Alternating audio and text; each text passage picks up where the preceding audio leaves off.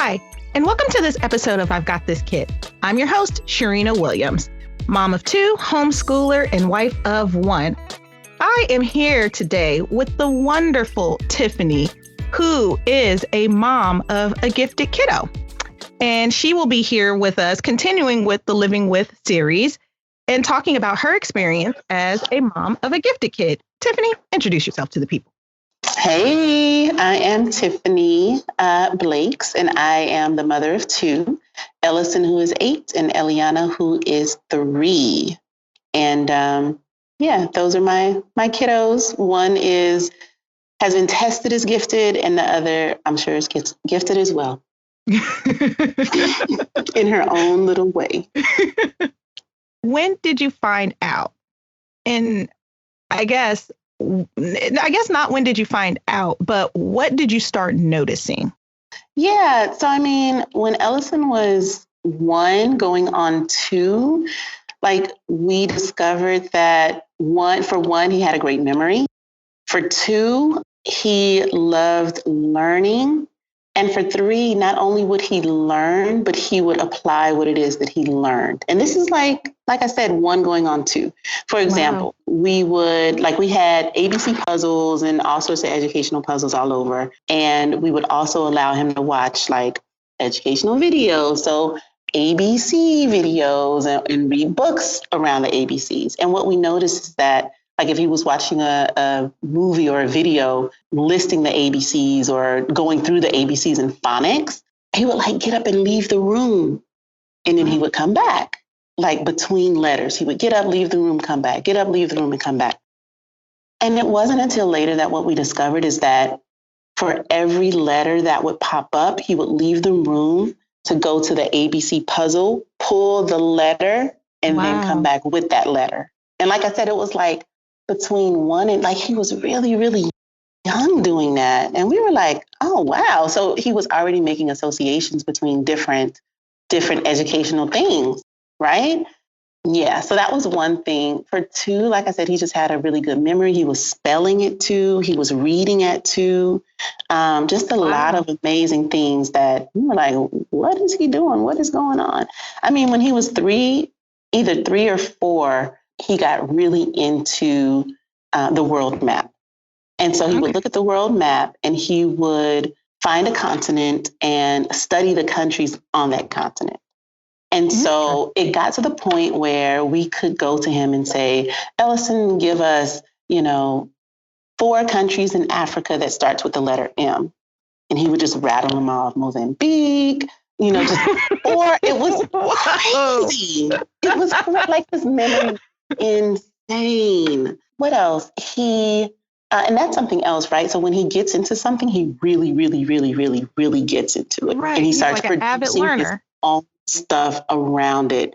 So he got into the Magic Treehouse series when he was 4, I believe, maybe 5. I think he was 5. And by the end of the year, he was writing his own books based on that basically followed the Magic Treehouse structure.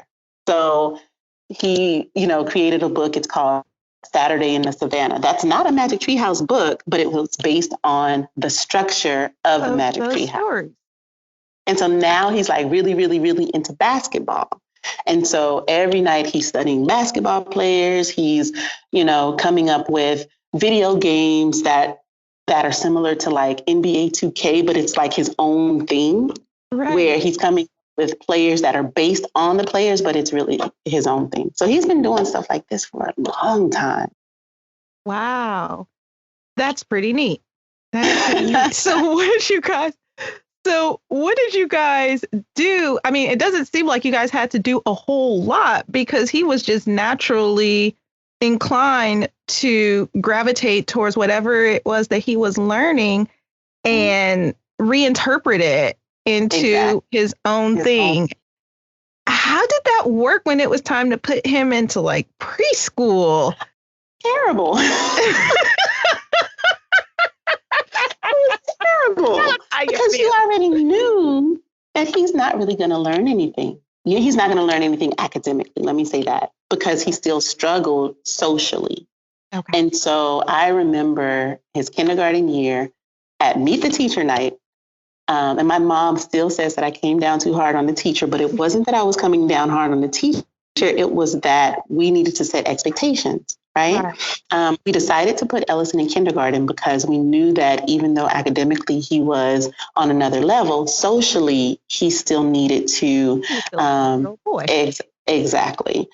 He had a lot of social skills to learn. And so we were like, well, let's just start him in kindergarten. And at Meet the Teacher night, there was a question. It was, what are you most concerned about?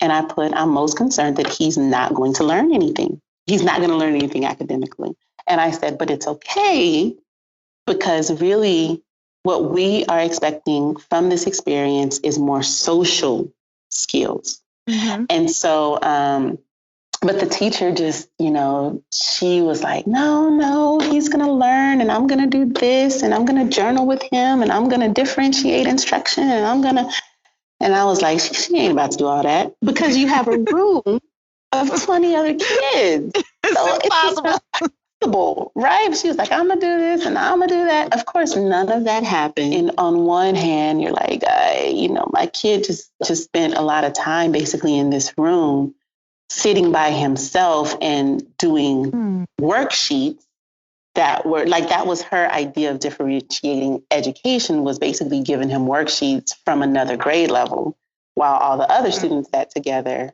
and learned what they needed to learn, because she really didn't know how to differentiate instruction in a way that was inclusive. But on the other hand, it was like, okay, he did develop socially, But yeah, I think one thing that we learn about school is that although there are typically a lot of resources for students who need additional help academically. Right. Say students who are maybe in a special education program, or students who it's just taking longer for them to learn. Like, there are all sorts of resources there for them. There just aren't as many resources and opportunities for gifted students. Right.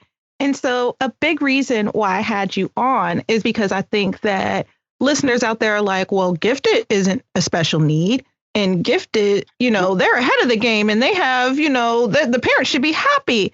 And our gifted learners who are out there, they may not be behind academically, but they still have a special need, and their need is to be challenged at their level and to have the resources available to them in order to thrive. It's been at least a good decade or so since schools have really pulled that kind of resource out.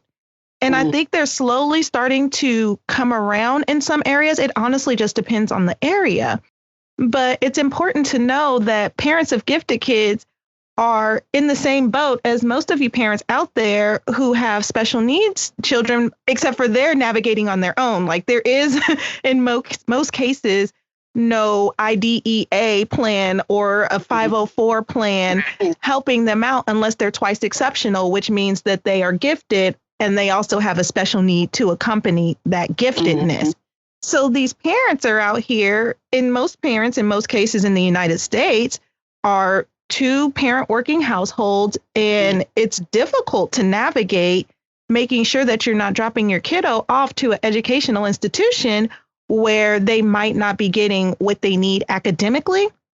However, like Tifani has reiterated, socially, they were kind of working on filling in that gap, or that's how they used the school as an opportunity for Ellison to thrive socially. So I want you guys to be mindful about that. So did things change?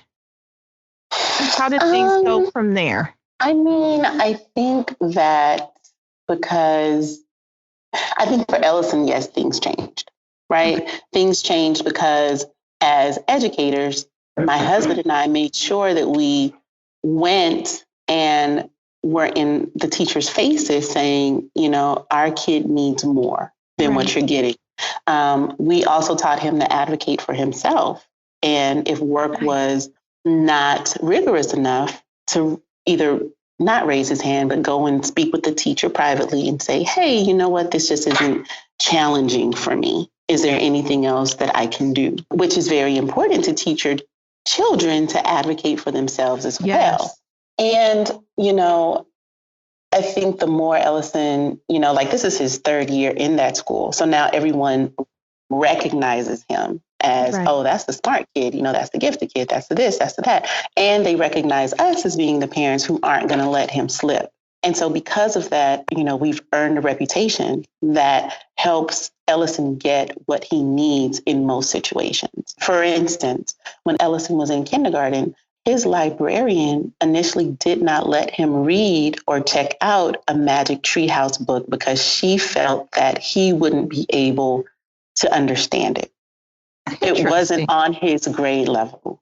And so apparently the system that they have at the school is that students in the different grades can only check out books that are a certain reading level. And you can't go above that, which makes absolutely no sense to me. Because it's like, even if the child can't read it on his own right now, one, he can look at the words and start familiarizing himself with it, or he may have somebody at home who can read it love to read to him. Absolutely.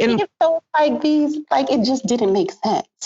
Right. Absolutely. And funny enough, the educators that are around in our community and the people in our community always recommend for parents or older siblings to read above your child's grade level to build up that vocabulary. Exactly. It didn't make any sense. And so he came home and he was like, well, I tried to check out this book, but she wouldn't let me because she said that I probably wouldn't know how to read it. So again, Babu and we got in contact with one of the learning coordinators there that we knew and was like, this is what the librarian did. This doesn't make any sense. Ellison, has been reading since he was 2-3 years old. Of course, the librarian came back and let him check the book out. But again, if we didn't have those that pulled, if we didn't know how to advocate, if we didn't know to go down to the school and basically raise, what, then that may not have been the outcome. So now, of course, everyone recognizes Ellison as gifted. He just won the UIL district spelling championship. You better go ahead. So he's proving himself. So for him, yes, things have changed and they respect him more. But our concern is all of those gifted students who are sitting in the classroom, whose parents may not be as versed at advocating or may not even have the time or the flexibility to go down to a school and advocate. And so their child just is sitting there not getting what it is that they need. Right. And funny enough, I'm glad that you mentioned that because I was going to bring that up. The research shows, the studies show that a lot of kiddos who are gifted and may not be recognized in the classroom or by family members, they end up becoming behavioral kids a lot of times because they're not being challenged. Or they develop poor study habits because stuff is so easy for them. They just kind of whisk through it and then become a problem for other classmates and other peers. So that's where the intentionality on the parents' part comes. You just have to pay attention to your child and don't brush off their imagination, their abilities, asking questions. If you see them doing things and you're kind of like, I wouldn't expect you to be able to do that, nurture that and also collaborate with your educator and see, are you noticing in class that my kiddo is doing X? Do you know that, my kid is doing Y? Because funny enough, teachers a lot of times, and this is unfortunate, and I'm not saying all teachers, so I don't want to get any emails back, but it's hard for them to pay attention and close attention to 20 plus kids. And I had a similar experience with my son, who is now 7. We put him in traditional parochial kindergarten class, and we went in knowing we know he's ahead. We're not sure how much he is ahead, but we see academically these things that he's doing, and we're just going to kind of nurture that and see where things go and listen to him because he will advocate for himself. He'll tell you nothing's a secret. And so a few months into the school year, it was this homework's boring. I don't want to do it.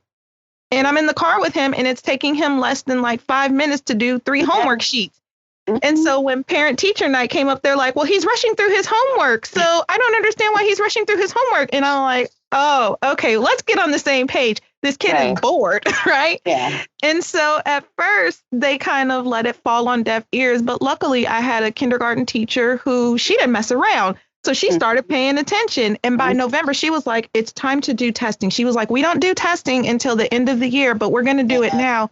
Come to find out, the kid's like a grade level and a half ahead in his reading. They didn't even touch the math, but they were like, well, if his reading is like that, we probably need to be doing something different. Right. And so she did as much as she could. I will give her that. Like, she was a sweetheart and she did as much as she could. But I understand what she had in her class. And from a speech and language standpoint, you know, coming in the class for pickup every day and looking on the desk, and I'm like, oh, yeah, she ain't.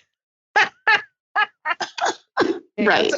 You ain't got time. You know, I mean, that's the reality of it. That's the reality. And so from a parent perspective, I did not want to send this kid to school. Yeah. And then he had to come home and do more school with me. Like, I just wasn't going to do it. I'm like, that's ridiculous. I'm not going to do, 10 hours of school for this kid to keep him up. If he naturally is getting this stuff, then he'll continue to naturally thrive. And I'll just throw some stuff in there without it feeling like, oh my gosh, this is more school. And it worked. And then we opted to homeschool because they were like, well, your best option is to either skip them or to just let it ride because and all the social stuff. And I'm like, well, this kid gets along with everybody socially, so I'm not necessarily worried about that piece. But if I put him in a second grade class and skip over first, then he's stuck with second grade curriculum. I don't want to do that either. So that's how I ended up homeschooling. So got it. No, I ended up in this. A lot of sense. But it's been a wonderful journey. And so, my educational coordinator has been wonderful, and she recognizes his needs and where he is now. And we've just been doing what we do. Yeah. Ideally, we would put him in a school structure that's very similar actually to like his daycare structure. So his daycare it was a home daycare, and it was like 4 kids, 5 kids.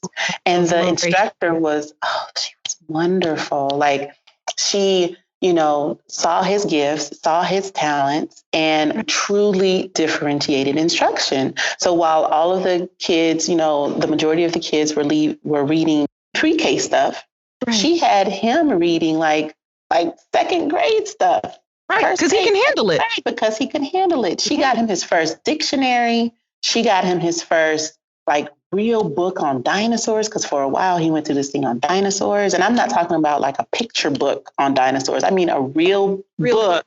That sounds like Christian. Dinosaurs and snakes right now. Right. And so she saw that in him, and she pulled resources to nurture that in him. So if ideally, that is what we would go to if we could find like a little bitty school. Right. Or maybe even a homeschool group with 4 or 5 kids. Right.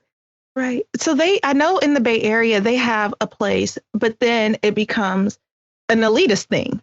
The school, the homeschool group. I said, wait, this is private college tuition for ABCs. Hold on now. So I have to be honest, listeners, so it's not going to do it. I'm sorry. But it was like private school education, even for like some of the drop-in programs. And so my husband and I, we put our heads together, and I'm like, look, between your mathematics and engineering background and my literacy, my communication, we got this. We're going to make it happen, and we'll fill in between. And so, it's been, I understand, like, it's always changing. The needs are always changing. It's always, a constant ebb and flow of what do they need? Am I challenging him enough? Is he rushing through it? Because now, are you rushing through the work? Because I'm smart, I can rush through it. No, doesn't mean that. So I understand 100%. But going back to it, like parents, I want to emphasize the power of paying attention and teaching advocacy to your child and advocating for your child. Like, you're not hurting your child's teacher's feelings by coming to them and saying that my child needs more. No. And you're not creating a disservice to the educational system by asking if they could do more. Because if they don't understand and recognize the needs of their population, it's hard to keep the population there, like in a sense, we're the taxpayers, we're the customers. And so they need to know what our babies need, and that, funding needs to be equitable across the board, and opportunities need to be equitable across the board. And it's not like, for this population, parents are asking for something that goes above and beyond their role of educator or as educator, because that's the school's role, is to educate our kids. Exactly. That's their role. And so being comfortable enough with that advocacy process and just talking to them and having a real adult conversation with them it's worth it. I'll say that it's worth it. So this is not something, this is unlike any of the other families who I will be interviewing and talking with, because a lot of times the families that I'll be talking to, they kind of found out at some point, like, this is what's going on with my kiddo. But I have to ask, what have been the biggest adjustments for you guys? If we were going to have a gifted child, or a child gifted in the way that he is, because I do think that all kids are gifted, but I think if we were going to have a child that's gifted in the way that he is, like having a first child is good. Having him as the first child is good. I think mentally it's allowed us to kind of change the way that we see education. Okay. In what way?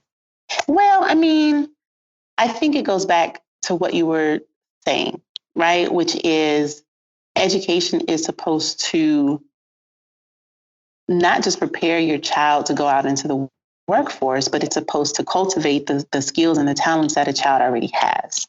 Right. And so if we are, subscribing to kind of this industrial model of education that I grew up in, that you probably grew up in. Absolutely. That's not going to work for all children. I think it's made both my husband and I more verbal, just about, advocating not just for students who have, traditionally, special needs, but students who are gifted, who have a different set of special needs. Right. So, yeah, I mean, I think we think daily about adjustments that we need to make. We think a lot about, like, is this the right setting for him? If we were to move him to, say, a private school, for instance, we were looking at a private school to move him to, but demographically, he probably would have been the only student of color, or the only child definitely the only Black child. Do we want to sacrifice him being around other students who look like him in order to do that? Polarizing them.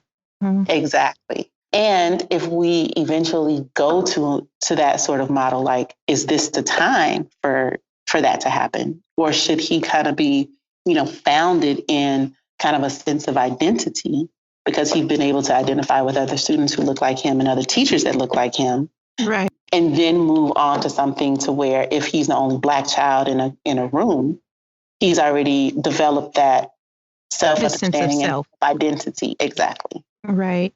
That's a hard one. More than anything, yeah, it's just made us think about a lot. It does. And I think all of our parents who have children in this situation, whether they're typically developing or atypically developing, like, we ask ourselves these questions. It has nothing to do with bigotry. It just has to do with the child being able to identify with people and finding a sense of self, like you said, in an environment to where they aren't raised up or trained up to see only what the news says about people that look like them, or other areas, maybe that would make them think that they're only limited to certain things in life, versus seeing educators that look like them. By the way, his mom Tifani is super educated. She has her doctorate, so he sees a good model every day. But the thing is, he sees me as mommy. He doesn't. I know, and that's not the same. Mommies are not cool. Like, moms get no street cred. Like, your mommy, it means nothing. It's worth pennies, and right. It's worth pennies. Oh my God, that's funny. But it's so true. It's true. It is so true. He doesn't see me like that. Shoot. If he takes my advice, it's like a good day. Like, okay, you did what I asked you to do first time. What? Hey, No listen, question. It's a good day.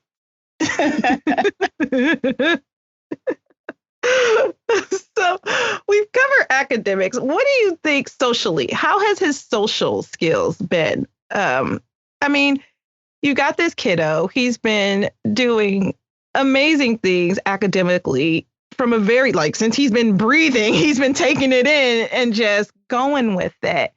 How do his peers perceive him, and how does he perceive his peers? Like, how does he fit into his social world at school? Yeah, I mean, I think that he's grown a lot these past couple of years. I can say kindergarten was pretty rough for him, only because, again, like socially, he needed development. He had a lot of fear of other students growing up. Kids can be unkind to other kids, and he didn't really know how to handle that. Like if someone called him a name, he would run off crying, which would make them call him more names. Because now you're crybaby. Oh exactly. So it's like, okay, you need to learn how to like handle yourself in these social situations. Right. And now he's doing, like I said, he's doing a lot better.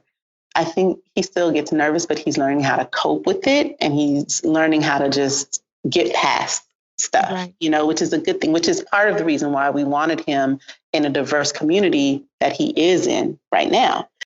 I think other kids recognize his brilliance, for lack of a better word, or giftedness academically. And while some kids respect that and gravitate to him, other kids hate, just for lack of a better word.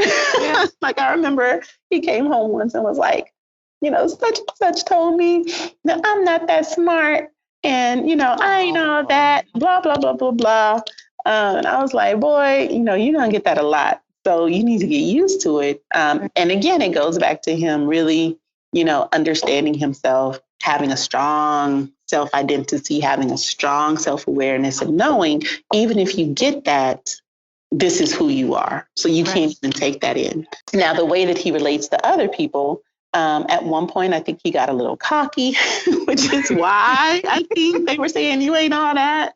Because at one point, I think he was bragging about it. And he was like, well, I'm not trying to brag. I was just telling them what happened. And I was like, well, it's braggy. So they thought that they would need to like take you down a notch, So it's just so many factors and it's just so many dynamics working in that space. But I think that he learned something new every day, something new about an interaction, something new about himself. And so I think that's all you can really ask for. Right. And that's typical social development. Like one peer is going to say something, the other peer is going to say something else. And you're either going to roll with it, believe what they say, or kind of let it be like oil and water and let it just kind of separate and know that that has nothing to do with you and who you are. Yeah. So I think that he's in a great place with you guys as far as like continually just affirming him. And I think all kids need that affirmation, no matter whether they're gifted or not. Like you need that affirmation to know that this is who you are. And this world is going to throw a lot of things at you that is not necessarily true. And you're either going to believe it or not believe it, but it's up to you what you accept and just go with that.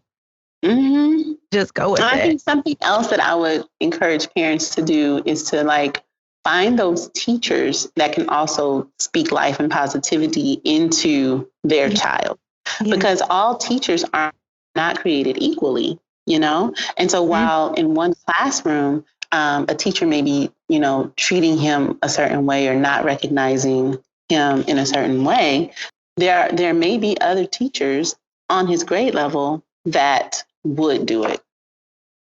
True. True. So I think that I just wanted to plug that while I was thinking about it. I think that goes back to the whole advocacy piece that you talk about, not just students advocating for themselves, but us going down and, making sure that the teacher and the classroom is even the right fit for the student. Definitely. And I'm all for like finding a fit school and a fit teacher for your kiddo, because a school can be amazing with great reviews on paper. But if it's not a great fit for the type of learner your child is or the type of setting that your child needs, then it may not be a good fit for your kid. And that doesn't make it not a great school. It just may not be great for the kind of kiddo that you have. And just being comfortable with that. Like, we don't have to do everything as parents that everybody else does. Like, we have to do what's best for our little one to get them prepared for the real world. And so putting them in a setting for, years that's not a good fit for them, it's not helping them. Even if the school does have a great grade or, their, what do they call them? I believe their API scores are high or what so have you. Like, it's not helpful if your kiddo is not getting what they need. And so that cannot be emphasized enough, like knowing not only is it a good school for my family, for my kiddo, for their needs, and will it get them to where they need to go? And will this administration help to get them to where they need to go? And do we have a vision that's at least kind of on the same on the same path to where at least we can agree on most things and not disagree on most things? Right.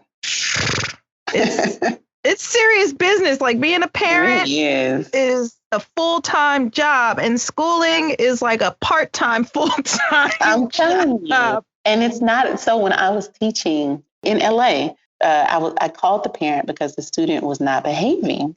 And I called that parent, and she came up and she was like, look, like, she said a little something to her child, but she said more to me. And the one thing that I remember her saying to me was, look, between the hours of 8 and 3, he's yours. And after 3, he's mine. So in other words, you need to take care of him, handle him in whatever way you think is best. And when I pick him up at 3 o'clock, then I got him. Parents, please don't do that. Don't do that. That ain't it. That's not it.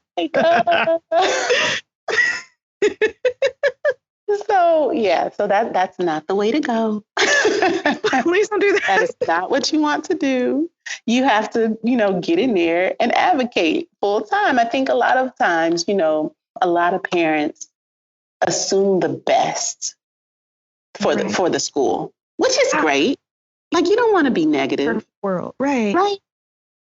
But at the same time, you don't necessarily want to go in assuming that they have your specific child's best interest at heart. Right. And that you can just leave the child and trust that the child is going to get what they need because, hey, it's the school. They know what they're doing. They're the educators, right? But that's just not how it works. Right. And that's the power of knowing your child from an early age and being a part of understanding who they are, which is why I continue to challenge you guys 5 to 7 minutes a day for you people who've got toddlers out there. You should be doing at least 5 to 7 minutes of playtime minimum, just so you will know your child. So when they are in that school setting, you are able to be a collaborator with the educator. You want to be able to go into that school meeting and say, hey, this is where my child is. This is the areas that I know, like, they are a rock star. And these are the areas that I see. How can you help me support them? And how can we continue to move them along? You go into a classroom with that conversation and your child's teacher is on board with that. For one, they're going to think you're a rock star. Right. Most teachers are going to think you're a rock star. Right. And if they don't, then it might be time to ask, can my child look at choices? Because you really do want to be in that situation to where you're able to collaborate and know your child. Collaborate. I can't emphasize enough. Know your child. Collaborate. Collaborate. And know your child. Teachers need to know you. Those administrators and teachers need to know you. Because what you put out is what you're going to get. And so if you're not putting anything out, you're probably not going to get much. If they don't know you, if they don't know, oh, that's such and such's mom and she don't play, or dad and he don't play. Right. So we got to get this student. We got to make sure we do right by this student.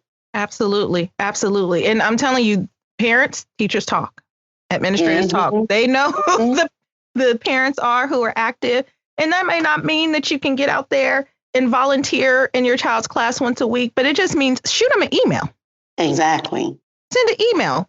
Mm-hmm. Email works 24 hours a day. So there's honestly, in this day and age with technology, there's no reason to not be present in some way, shape, form, or fashion, ensuring that your little sugar, and now at this point, your big sugar, who no longer smells like cute cookies, smells like kid, is getting the stuff that they need, and you're giving it to them. It's important. Mm-hmm. It's important. What are some myths that you think are out there about gifted students that you want to debunk as a parent? That they know everything and that they know how to do everything and that they can just get it and that they have an easier time than other kids. Because even if they pick up something a little quicker, there's still a lot of stuff that they just don't know and that they need guidance on, you know? Mm-hmm. Because even when I think about Ellison and his journey, because he's used to having everything so easily, like because he's used to knowing a lot, right? Because he's used to knowing a lot and it comes a little quicker than maybe another student, he gets used to that. And so when it's something that he doesn't know how to do, like it's the most frustrating thing for him. And so he'll have tantrums, he'll close the book, he won't want to work. Mm-hmm. He doesn't know how to normalize mistakes. He doesn't know how to normalize failure. Right. You know? And so all of these things present themselves in his behavior. And so those are things that we're constantly trying to work with him on is, you know, you need to learn tenacity. You need to learn persistence. You need to learn grit because everything's not going to come to you easily. So, yeah, I mean, gifted students just don't have it easy. It's not like a walk in the park. There are still things that they're dealing with as well as any other student. Absolutely. Absolutely. I agree. That's well said. I deal with the same thing with both kids. It's fun. Mm-hmm. It's fun stuff. Mm-hmm. I've learned. I walk away. And I would also say that, you know, just as it relates to attention, like they have to fight to receive attention in the classroom. Because again, the myth is that they don't need anything, they got it. And so when, you know, they need help, when they need attention, they often get it because the teacher is spending more time on students who have academic needs, you know, and that's done for a number of different reasons. And one of the main ones is because, you know, it's this emphasis on testing and it's an emphasis of students doing well on those tests as indicating, you know, how well that school is or how well that teacher is. And so teachers feel pressure to make sure that the low performing students can pass that test and do well. Right. And so that is another reason why the gifted students don't always get the attention is because as it relates to the test, they got the test, you know, Ellison could probably take a 5th grade star right now. A star is the state testing here in Texas and do well. He could definitely pass it, even if he doesn't do well on it. And so, you know, when you're dealing with that kind of dynamic where teachers and other students feel pressure to make sure that their classroom is looking good, the gifted students can be marginalized and pushed off to the side. Definitely. Definitely. I can see that. I saw it in the classroom myself. They got it. And that's not true. Exactly. That's not always true. Necessarily true. Yeah. Right. And even if they do have it, that doesn't mean they don't have a right to be challenged. Exactly. And to get more out of it. And to be taught. I mean, Ellison, like I said, in kindergarten, he would often spend a lot of time by himself working on papers, and worksheets that were of a higher grade level. But there were a couple of times that he came home with like doing, you know, multiplying decimals or something insane. And he didn't know how to do it. And we were like, and he was frustrated. At one point he was crying because he was like, I don't know how to do this. And we were like, did your teacher show you how to do it?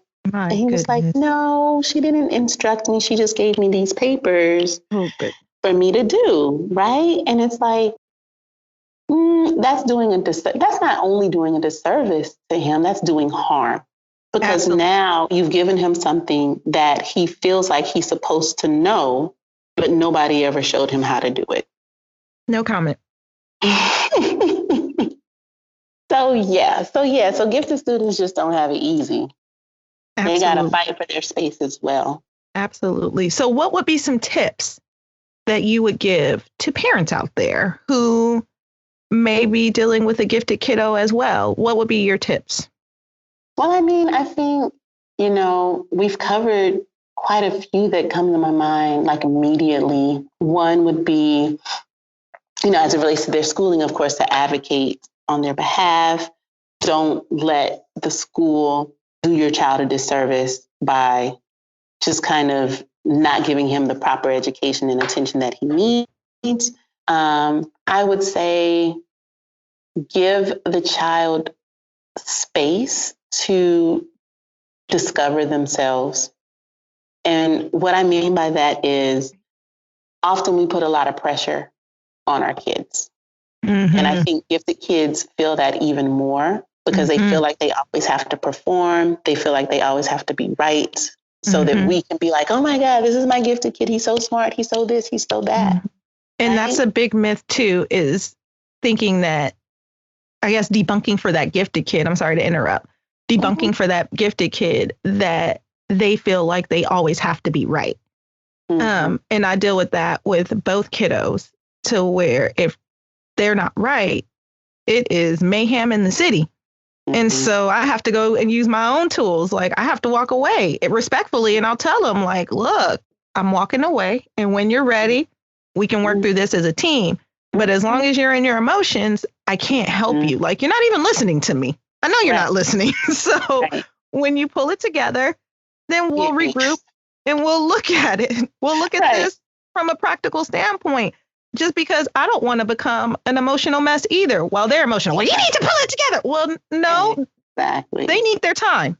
Just like when you're upset, you need your time. Time and you need your space. Exactly. And so I think just helping validate for them that you don't have to be perfect and you don't have to know everything. Exactly. But the areas that you're doing great in, keep shining. The areas that you need support in, we're here for you. I would say, in addition to that, like, don't tie your praise for the student based on them always getting it right. Right.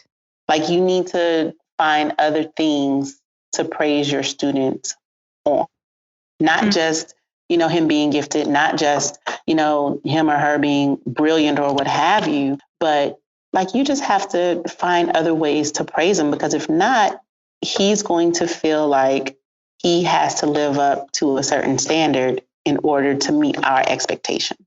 Right. And that's not true. So, I mean, we praise mistakes. Right. We praise mistakes. For example, like he plays the piano. Once he gets a song, he's really good because, like I said, his memory is just crazy. But when he's trying to learn the song, he has several mistakes, several blunders, and every time he's like, I don't know how to do this. This is terrible. And so at one point I was like, look, I want mistakes, right? I was like, give me 10 mistakes and I'll just love it. Like, I need 10 mistakes right now. Right. And so it helps to remove the pressure of thinking that he always has to be perfect and that he always has to be right. Right. It's like, no, I want to see mistakes. Like, I want to see you fail even. Like, failure is not a bad word.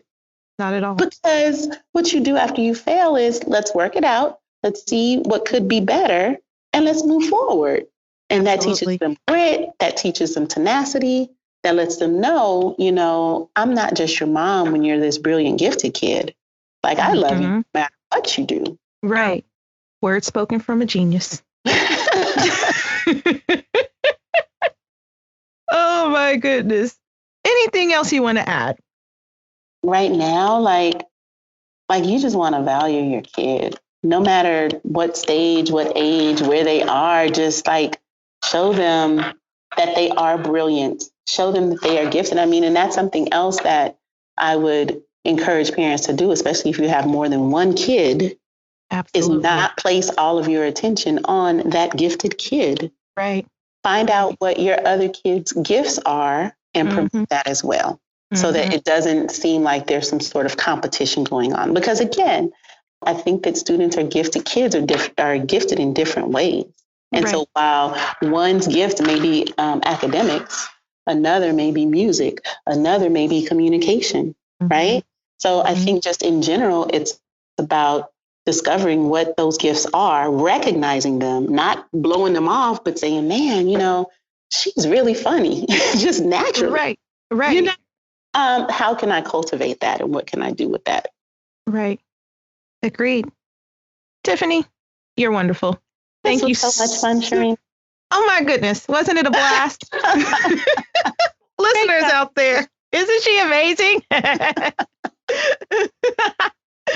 This was nothing but fun. Thank you so much for taking out the time, for coming in and just talking about your amazing little guy. We didn't get a chance to talk about little Ellie, but that's okay, because I think we're going to work it out to where we've focused on gifted boys. And I think that there's space for us to talk about gifted girls, because that plays out completely differently. I've learned. Right. And I'm learning. Yes, it plays out completely differently with our little girls than it does for our little boys. So listeners, there may be a part 2. I would stay tuned for that. If you guys have any questions, you feel free to reach out to me at questions@I'veGotThisKid.com. Until we meet again, y'all, take care.